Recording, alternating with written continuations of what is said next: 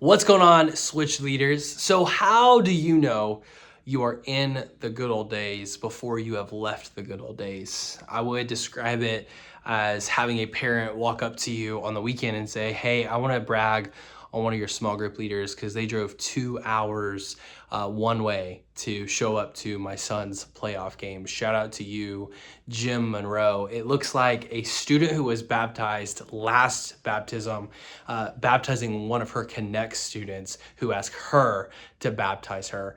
That's what it looks like. It looks like a switch group leader who led a student for years, then get asked to not only baptize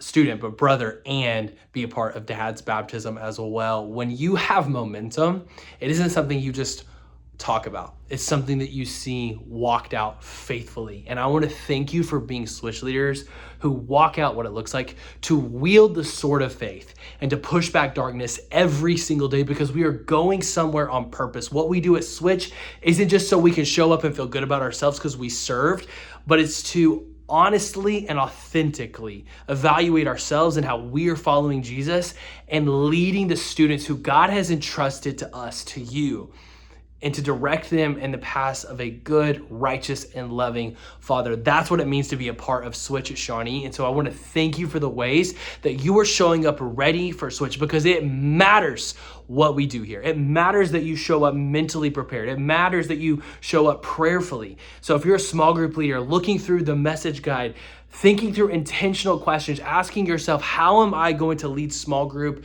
directly tonight? How am I going to partner with my team lead if I need support in specific areas? How am I going to take charge and lean in, not step back? How are you going to anticipate the direction of what your students may push back, no matter where you serve? Because guess what? We have students that many of them, they don't have spiritual figures in their life. And so when they walk through here, they may just be here for a great time, but it's the way that you intentionally meet them where they're at. Sherry Camp, it's the way that you, before they get to grab a snack from you, you say, hey, tell me about your week. It's the little things, the thousands of little things that you do to set yourself up to do what the Bible calls edification, to become more like Christ, and to watch as a student sees the difference in you and you share with them from an authentic standpoint. Hey, here's what this looks like for me.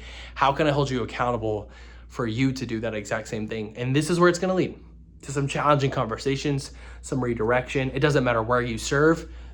The name on the back of your shirt is leader. And that is exactly who we get to be and exhibit this week. The 2 areas of focus for our students is to challenge them to spend time in God's word. We're pushing them to do a specific Bible plan that we're going to set up from stage, and to actually slow down for about 15 minutes. And we're going to challenge our students for a week to read God's word and then sit still for 15 minutes. How hard is it to sit still?